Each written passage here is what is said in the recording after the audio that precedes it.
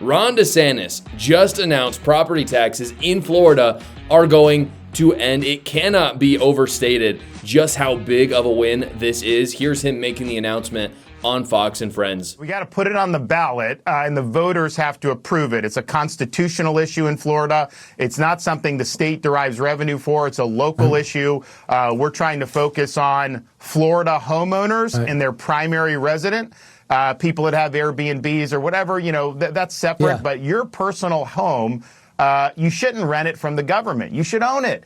And, you're paying taxes for 50 years, but even for young families, it's become very difficult across this country to make ends meet. Wouldn't it be great if they were able to have home ownership without having the burden of property tax that? So that's coming to a ballot near you in November of 2026, and we need 60% of Florida voters to do it. And I think it's going to be very popular, but it's also something that's not an easy bar to reach. This would be the perfect way for DeSantis to end his governorship in Florida, in my opinion. You've got to imagine that if you're a Floridian and you're just thinking, you look at the ballot, it comes in 2026 and it says Amendment 1, end property taxes for your primary residence. Are we seriously saying, do we really believe that we would not get 60% of the people to vote yes on that? Like, who wouldn't want their property taxes to end? That's a pretty easy amendment. And a lot of people could say, well, obviously everyone wants to spend less money, but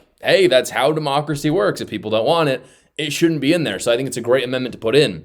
Critics will say that local governments need the money. I think that's fair to a degree, but I think the reality is property taxes are unconstitutional. I think those funds should be raised in other ways. I'm not saying that we shouldn't have taxation. You have right to life, liberty, and property. Those are our three most fundamental rights. If you don't pay your property taxes right now, the government can take your home. They will seize your home. And so basically you don't have a right to your property. That's my problem with property taxes.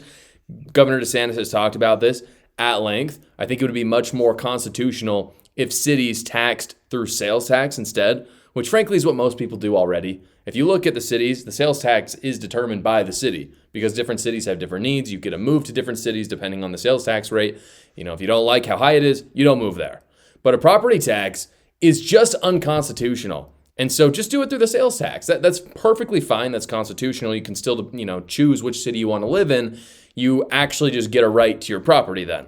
And this is just one example of how great of a governor Ron DeSantis is. It brings me to something that I've said for a while now.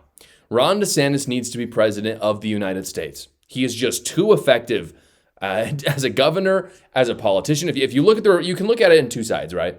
You can look from the perspective of just a normal U.S. citizen.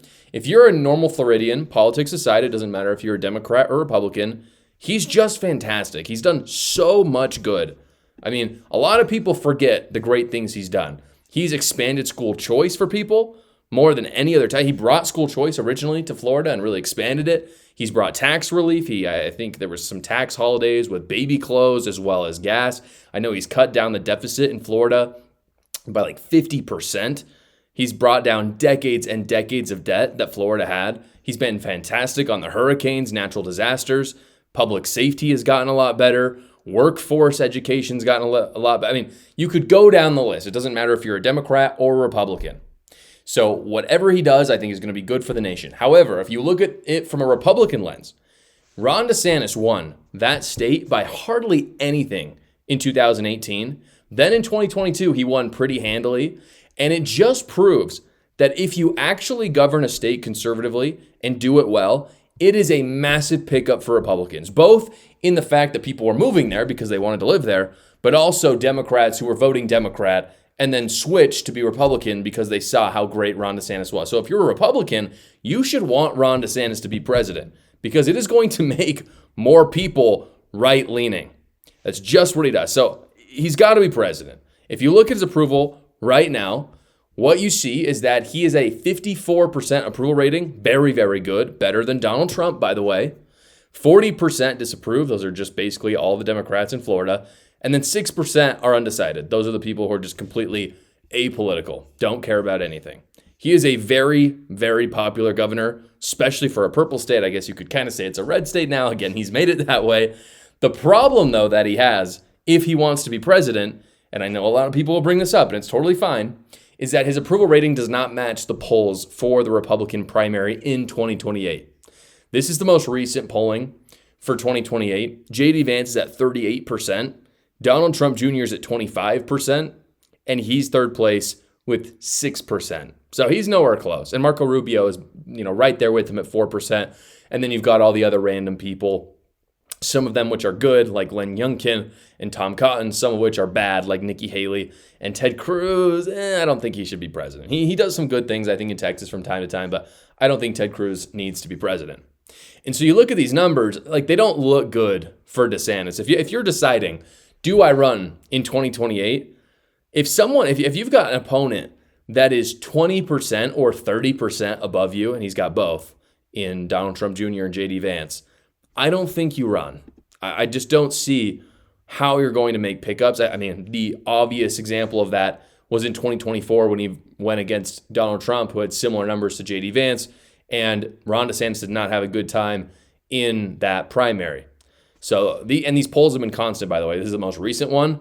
Every single poll I've looked at for the last year at this point mirrors the same thing. I just don't see a way that Ron DeSantis wins in 2028 based on the polls. I don't personally understand the polls at all. I've talked about it a lot. J.D. Vance is good at speaking, but he has zero resume. Let's just be clear about that. If you like J.D. Vance, I totally understand because he says some really good stuff. That's cool. And he likes Donald Trump. That's also a plus. But in terms of what he's done, he did nothing in the Senate. He wasn't really there for long enough to do anything. And nobody does anything as vice president. That's a role where you do absolutely nothing. So, and Ron DeSantis, again, is a veteran. So is J.D. Vance, to be fair. And I think that is a plus. They're both veterans. Ron DeSantis has served in Congress for a meaningful amount of time. And he has served as, again, I think the most effective governor in one of the largest states in the United States for 8 years. So I don't really know how it gets better than that in terms of a resume. So I don't understand the polls, but that is the reality. And I know there's a lot of viewers who like J.D. Vance more anyway, so that's fine. So to me, the path to the presidency is very simple. And it's not a path that involves 2028. It does involve 2028, but it doesn't mean he's going to run in 2028. What he needs to do is exactly what J.D. Vance did with Trump. He needs to set himself up as the next in line. He's got to play the long game with this. And that means that he needs to join with J.D. Vance early on, not even campaign against him. Like, there is no primary that Ron DeSantis is running. He should not run it at all. And the reason why is because of the data that we're seeing that I just showed you. What he needs to do is run with J.D. Vance, because obviously he's going to win. And by the way, J.D. Vance and Donald Trump Jr. not going to run against each other, right? There's just no way that's happening. I don't think Donald Trump Jr. is going to run. We could see him in the cabinet. And so really, you look at that 25% and that 38%, that's one, right? Everybody who wants Donald Trump Jr., when he announces he's not running, they're then going to vote for J.D. Vance. So that number is up in the 50s and 60s. So you're not running against him. What he needs to do is cut a deal with J.D. Vance and preferably be vice president. Ron DeSantis needs to be in the ticket with J.D. Vance. If he's not going to be VP, because maybe Donald Trump Jr. is, he needs to be Secretary of State or Secretary of Defense. These are pretty much the only three positions that Ron DeSantis should take. He should not take anything less than that. He is qualified for all three easily. VP, I think, will put him in the spotlight the most. Ironically, it's the most useless position. Like, he would probably be far better as Secretary of State or Secretary of Defense. But VP, politically speaking, is going to set him up for 2036, probably, right? I mean, we have to imagine J.D. Vance is going to be in there for at least, 2 terms. If he wins both of those, if he doesn't, maybe even longer, right? Maybe he loses one and still runs and then wins. So maybe even 2040. Because again, if you look 2036, 2040, Ron DeSantis is still a very young man. So this is not a do or die for 2028. And I'm like pleading with the Ron DeSantis campaign as someone who really likes him. Don't waste this time. Like, you don't need, I guess what I mean by don't waste the time is like, don't feel like you have to keep campaigning every time. Use this as a slow burn to build up, because I think he's in his 40s right now. If he's in his late 50s, dude, that's young. That is young for the United States. If he's in his 60s, that's pretty dang young still. By the way, I think this is exactly what the DeSantis team is going to do. I don't think they need my advice. I think they know. The biggest hint that we have right now that they are planning this is you'll notice that Casey DeSantis, his wife, is not running for governor of Florida right now. If you look at the polling, there's been hypothetical polling going on. Casey DeSantis could give Byron Donalds a run for his money in Florida. There's even some polls that show that people would prefer Casey DeSantis to Byron Donalds, but she's not running. And I think the reason why is because DeSantis wants to be on that 2028 ticket. And obviously, you can't be vice president of the United States and your wife be the Florida governor at the same time. So you have Florida trying to end property taxes. Meanwhile, in New York, Zohran Mamdani will be the next mayor. And what he just announced is crazy. He just announced that white people will be required to pay higher property taxes. Speaking of property taxes, this is according to the Washington Times. And this story is ridiculous. It is crazy, guys. This is what it says. Mr. Mamdani, whose agenda calls for free daycare, free bus rides, lots of free stuff, government-run grocery stores, and raising taxes on millionaires to pay for it all, said the city's residential property taxes are inequitable. Homeowners living in neighborhoods populated by minorities pay too much in property taxes, and those living in wealthier, whiter neighborhoods don't pay enough, he said. Mr. Mamdani said the time has come to, quote, shift the burden. This is scary stuff. This is communist crap. From the city's outer boroughs to, quote, richer and whiter neighborhoods. So essentially, his plan, Mamdani, is to arbitrarily choose which New York areas should pay higher property taxes and which should pay lower ones.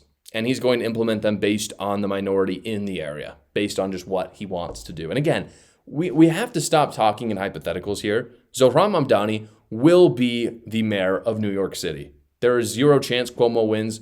There is less than zero chance that Sliwa wins. It's not going to happen. And can we just pause for a moment and just talk about how crazy this all is and how crazy it is that Mamdani wants to implement a policy like this? Like we hear from the left all the time that there's institutional or systemic racism in our country. And then they can't point to anything, of course. Like the real question, if you're being really genuine for a second and you hear that from the left, is you say, okay, where? Like, I hear, hey, there is some systemic racism against black people in America. And honestly, I love my black brothers and sisters in our country. And I think everybody should be equal under the law. And so the genuine question to ask is where? And they never have an answer because it doesn't exist. But the policy by Zohran Mamdani is literally the definition of systemic racism, but against white people. He is literally making white people second-class citizens to appease his ruthless base of degenerate commies. That's what he's doing. And by the way, he's not cheating to do it. New York is literally voting him in to do it. I love interacting with you guys. That's why I've created my new Substack. Substack is a weekly newsletter that comes right to your email. It's completely free to you. And I talk about things I'm not able to get to on the show. I also talk about things that big tech will censor me for. And you're able to text and write to me right back. And I always respond to you. So go check it out right now. Completely free again. The link is in the description below. Thank you so much for watching today's episode, everybody. Please like the video so that other great patriots like yourselves will see it. And if you're on Spotify or Apple Podcasts, give it a rating for the same reason so other people will find it. And you can tune in every single weekday at 6 p.m. Eastern for the live show, or you can watch another video right here.